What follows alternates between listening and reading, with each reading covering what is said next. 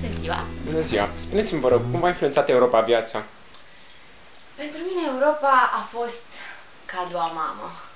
Europa pentru mine înseamnă libertate, speranță, înseamnă viitor, înseamnă să nu duci grija zilei de mâine, să fii un cetățean bine pus la punct, un cetățean informat. Intrarea României în Europa mi-a dus vacanță de vară în Bulgaria, mi-a dus Viena, Pandorf, multe, mi-a dus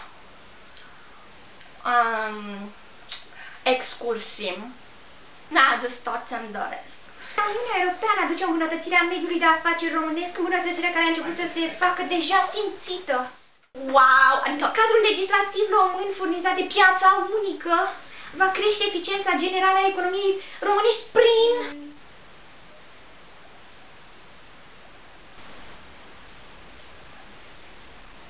Stai puțin să mă gândesc.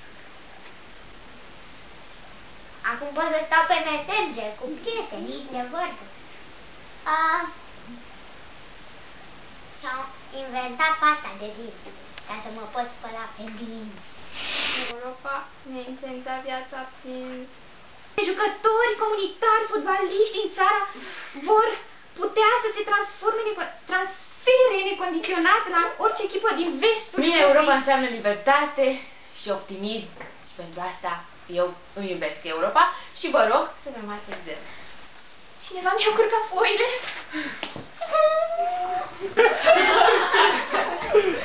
Deci ce este Europa pentru voi? Diversitate!